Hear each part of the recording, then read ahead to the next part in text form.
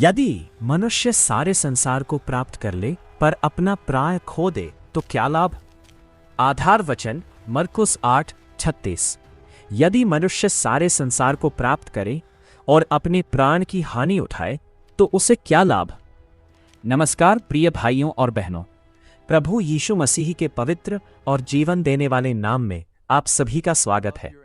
आज हम बाइबल के एक ऐसे वचन पर मनन करेंगे जो केवल 2 पंक्तियों का है लेकिन पूरे जीवन की दिशा बदल सकता है।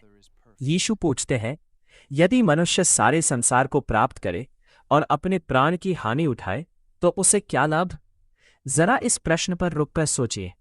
यदि आपके पास बहुत धन हो, बड़ा घर हो, महंगी गाड़ी हो, लाखों लोग आपको जानते हो, आपका नाम और सम्मान हर जगह हो, लेकिन आपका परमेश्वर के साथ संबंध टूट जाए तो क्या यह सचमुच सफलता है।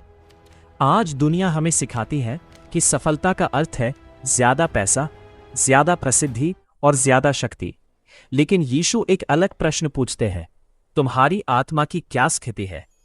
प्रिय मित्रों, हम अपने शरीर का कितना ध्यान रखते हैं। बीमार होने पर तुरंत डॉक्टर के पास जाते हैं, लेकिन क्या हम अपनी आत्मा की भी उतनी ही चिंता करते हैं। कई लोग अपने पूरे जीवन में धन कमाने में लगे रहते हैं। वे अपने परिवार के लिए मेहनत करते हैं, जो अच्छी बात है। लेकिन यदि उस दौर में प्रार्थना छूट जाए, बाइबल पढ़ना छूट जाए, परमेश्वर के साथ समय बिताना छूट जाए तो धीरे धीरे आत्मिक जीवन कमजोर होने लगता है। यीशु हमें धन कमाने से नहीं रोकते।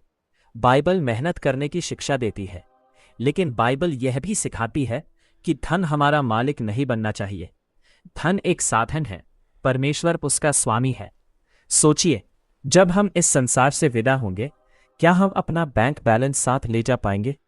क्या हमारा घर, हमारी गाड़ी, हमारी प्रसिद्धि, हमारे पुरस्कार हमारे साथ जाएंगे? नहीं, लेकिन हमारा विश्वास, हमारा चरित्र और परमेश्वर के साथ हमारा संबंध, इनका महत्व सदा रहेगा। यही कारण है कि यीशु ने यह गंभीर प्रश्न पूछा। प्रिय भाइयों और बहनों, आज परमेश्वर हमें बुला रहा है कि हम अपने जीवन की प्राथमिकताओं की जांच करें। क्या हम केवल संसार के पीछे भाग रहे हैं या हम परमेश्वर के राज्य की भी खोज कर रहे हैं। यदि आपका उत्तर दूसरा है तो विश्वास में दृढ़ बने रहिए।